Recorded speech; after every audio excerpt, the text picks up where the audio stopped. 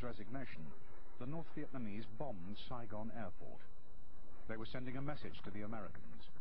It's time to leave. South Vietnam's Air Force panicked. Their pilots fled, littering the runway with discarded bombs. With the runway unusable, the fixed-wing airlift had to stop.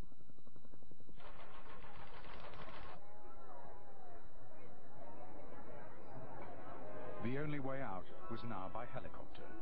A secret code was played over the airwaves to signal the beginning of the final evacuation. Of a white Christmas. White Christmas, that was the signal for people to assemble, to go to their evacuation assembly points. And so we turned on the radio on that. That was our radio. We turned that on, and it kept playing all day long and all night long, and it was still playing when we were leaving. It kept going. It kept going. Until somebody turned it off. That was after we left.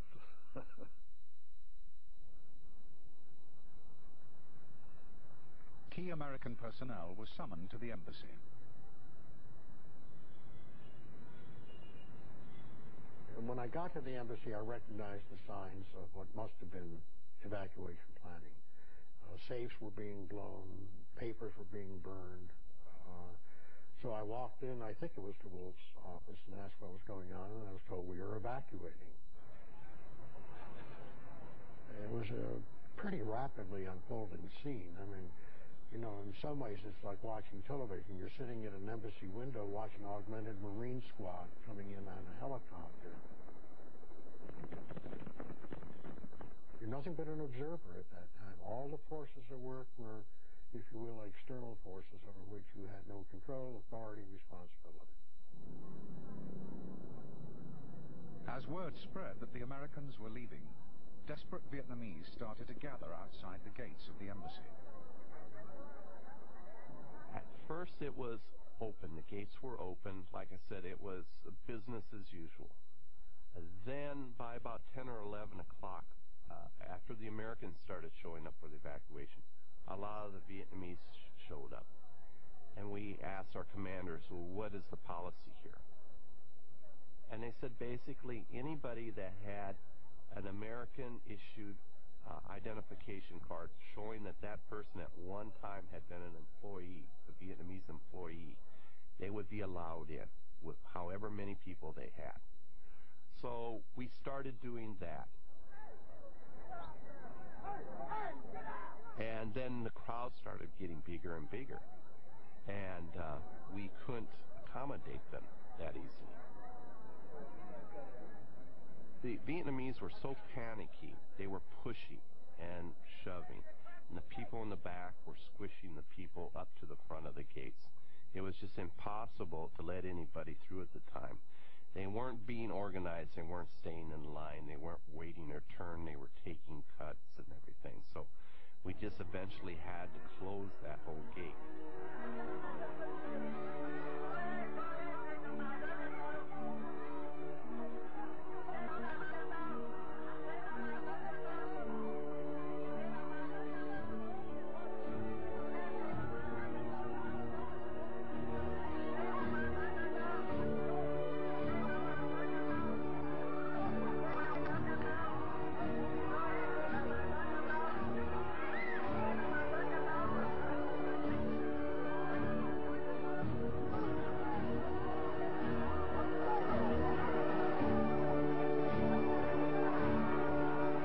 800 Americans and thousands of their Vietnamese staff and their families were still in the city. The evacuation plan was that buses would pick them up from pre-arranged evacuation points and take them to the airport. But the airport was surrounded by South Vietnamese soldiers, angry that the Americans were leaving them. One convoy of evacuees was led by Ken Moorfield. I got back out to the air base, and then I was confronted by the guards. And there was an officer in charge of the guards, And I kept insisting, you know, we've got to get on the base. I've got these people. We've got an evacuation. He was adamant that we were not going to get on the base, that he had orders that no one was to get on the base. And so finally he got sufficiently angered that he pulled out his pistol and cocked it and pointed at my forehead. And I said, ooh, okay. I think, you know, you got the force majeure here. We'll just go somewhere else. And so I turned around and took the convoy back into Saigon. Kim was reluctant to go anywhere on that day. My mother, she kept pushing behind. She said that you have to go to the embassy. But I myself, in my family, was the only one who had link with the American that I could do something. But I myself at that time, I thought I already did everything. I submit my application and I'm waiting for my turn because they were evacuating everybody to leave by their turn. My mother, she kept pushing to say, at least escape for yourself because you work for the American, they come in, you will have to pay the price. I just say that, let's just wait. And I believe so strongly that the American would never leave us.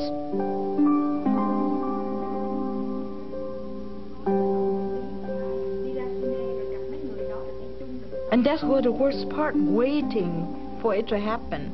But you were so helpless.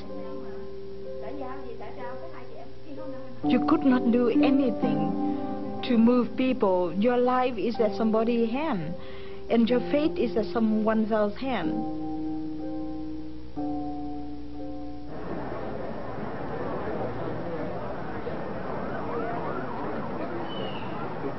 All over the city were Vietnamese who worked for the Americans.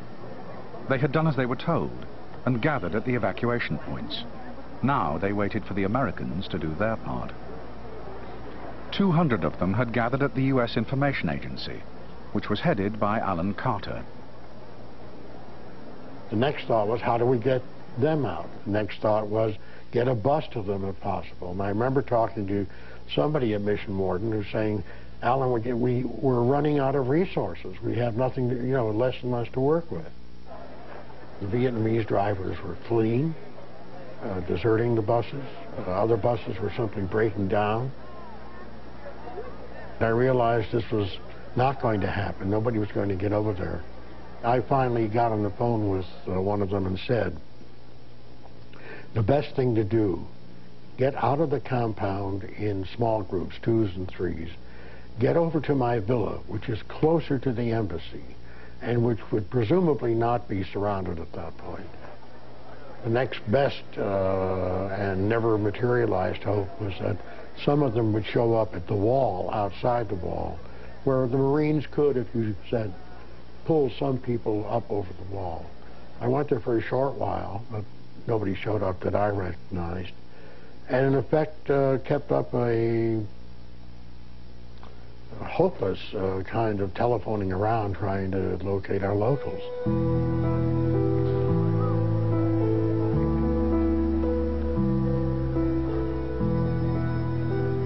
What does it feel like to be abandoned when you're scared to death of what's going to happen the next day when the feared North Vietnamese are going to be there? And to have your American power base disappear without getting you the hell out of there. It's a personal disaster for all of them.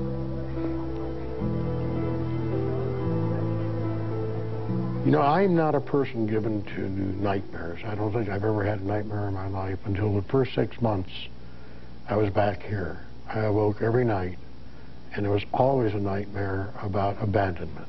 Always. Morning, James. That does it. Put it in a contact lens in my...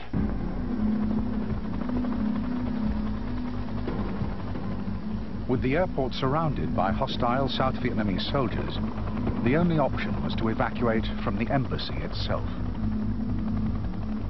Chinook helicopters began arriving at the embassy to evacuate the 2,000 people who had gathered there.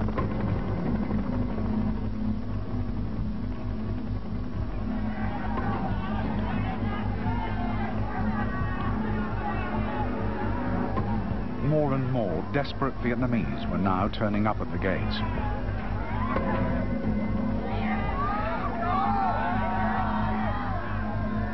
When we get to the embassy, we have like a block of people from the fence all the way out. So we're way out here, not even next to the fence. So we wait there for the whole day. Basically, just look up the roof the whole day like that. And just see helicopter go in, go out, in and out.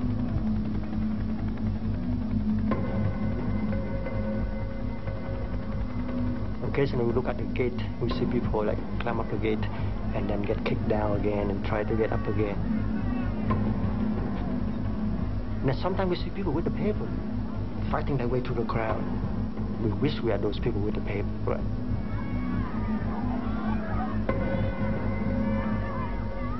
Tons of people, like a sea of black hair. We're just like, you know, standing shoulder to shoulder. Sometimes, you know, just do the show and then we all kind of, you know, go to one direction to the next. Almost like a rock concert. People stay that close together.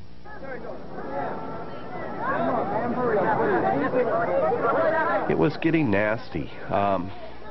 And you tried to avoid eye contact because if you looked at them, you would hear the noise level rise. People would start calling your name and say, let me in, that type of stuff. And it was kind of heart-wrenching, you know. It was like they were out there, you knew they were out there, you wish you could help them, like a person drowning, and you couldn't do anything about it. So it got to you a little bit.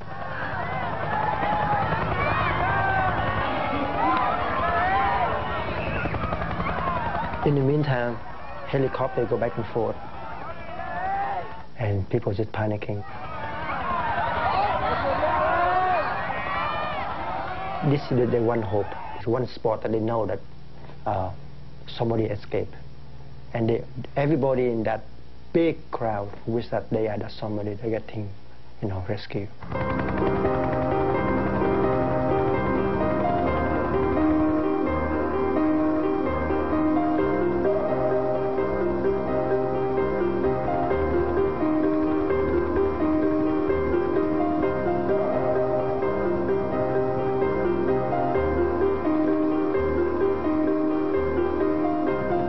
Those lucky enough to have made it inside the embassy were flown out to the American fleet, waiting out at sea.